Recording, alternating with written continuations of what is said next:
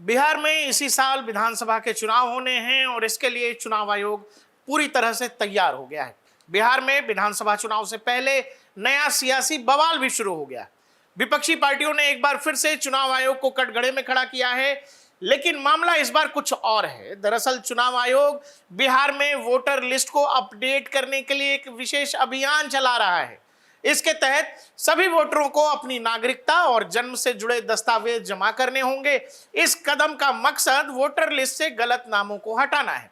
हालांकि विपक्षी पार्टियों ने इसका जमकर विरोध किया है और उनका मानना है कि इसकी कोई जरूरत नहीं है। बिहार की प्रमुख विपक्षी पार्टी आरजेडी, राष्ट्रीय जनता दल और वामपंथी पार्टियों ने इस फैसले का विरोध किया है और उनका कहना है चुनाव से पहले ऐसा करना गलत है। आरजेडी नेता चितरंजन गगन ने यह कहा, हमारी पार्टी इस तरह के कदम के खिलाफ है। हमने मुख्य चुनाव आयुक्त को यह बताया है कि राज्य में लाखों परिवारों के पास वो दस्तावेज नहीं है जो मांगे जा रहे हैं। यह लाखों वोटरों को वोट देने से रोकने की साजिश है। तो दूसरी तरफ वामपंथी दलों ने भी इसका विरोध किया है। सीपीआई एमएल के महासचिव दीपांकर भट्टाचार्य ने यह कहा है कि यह एनआरसी जैसा है। इतना बड़ा काम एक महीने पहले कैसे किया जा सकता है? यह सब गलत है। चुनाव लोकतांत्रिक तरीके से होना चाहिए जिसमें सभी को शामिल किया जाए। अब दीपांकर जी ने यह नहीं बताया कि इसमें अगर कोई बांग्लादेश से आया है, कोई पाकिस्तान से आया है, कोई विदेशी नागरिक आया है तो क्या उसको भी शामिल कर लेना चाहिए। कुल मिलाकर विपक्षी दलों का यह कहना है कि ये जो एक्सरसाइज चुनाव आयोग कर रहा है ये गलत है, इसको नहीं करना चाहिए। चुनाव आयोग ये सब इसीलिए कर रहा है, जो विपक्ष का आरोप है, ताकि लोगों को वोट देने से रोका जा सके।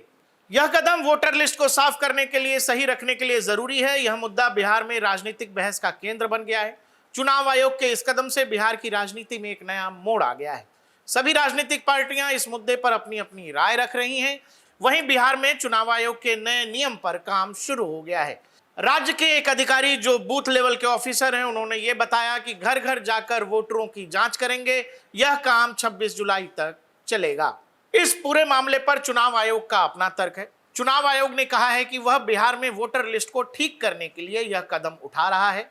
आयोग की तरफ से कहा गया कि शहरों में तेजी से बदलाव हो रहा है, लोग एक जगह से दूसरी जगह जा रहे हैं और विदेशी लोग भी आ रहे हैं, इसीलिए घर घर जाकर जांच करना जरूरी है। यह भी बताया जा रहा है कि चुनाव आयोग 5 और भी राज्यों में ऐसा करने की योजना बना रहा है। ये राज्य हैं असम, केरल, पौंडीचेरी, तमिलनाडु और पश्चिम बंगाल। यहां 2026 में चुनाव होने वाले हैं।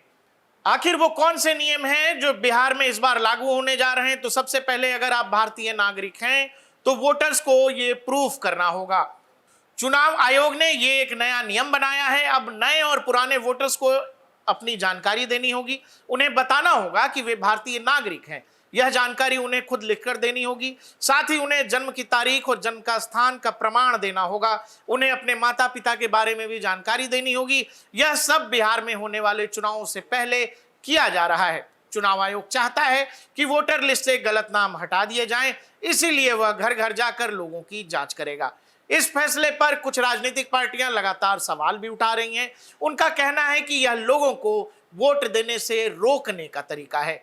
नए नियम के अनुसार 1/7/1987 से पहले भारत में जन्मे लोगों को एक फॉर्म भरना होगा।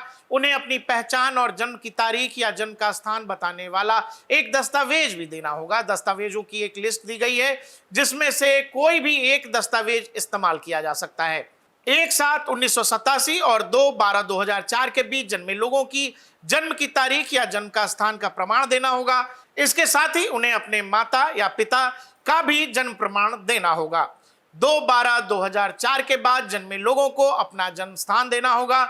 उन्हें अपने माता पिता का भी जन्म प्रमाण देना होगा। अगर माता पिता में से कोई एक भारतीय नहीं है तो जन्म के समय का पासपोर्ट और वीजा भी देना होगा। चुनाव आयोग ने 11 तरह के दस्तावेज बताए हैं जिन्हें पहचान और जन्म के प्रमाण के तौर पर इस्तेमाल किया जा सकता है। इनमें पहचान पत्र, पेंशन भुगतान आदेश, सरकार द्वारा जारी दस्तावेज, जन्म प्रमाण पत्र, पासपोर्ट, मैट्रिकुलेशन सर्टिफिकेट, निवास प्रमाण पत्र, जमीन या घर का आवंटन पत्र शामिल है। दर्शकों, चुनाव आयोग के इस कदम से बिहार में राजनीतिक उठापटक मची हुई है। हर राजनीतिक दल अपने अपने हिसाब से इसके मायने निकाल रहा है, लेकिन सवाल है कि लोकतांत्रिक व्यवस्था में चुनाव आयोग इस तरह की एक्सरसाइज लगातार करता रहता है। ऐसा नहीं है कि बिहार में ये पहली बार हो रहा है या बिहार से पहले किसी और राज्य में नहीं हुआ। हाल फिलहाल में ये हो गया है कि कोई भी पॉलिटिकल पार्टी केवल अपने राजनीतिक फायदे के लिए लगातार चुनाव आयोग पर सवाल उठाने लगी है।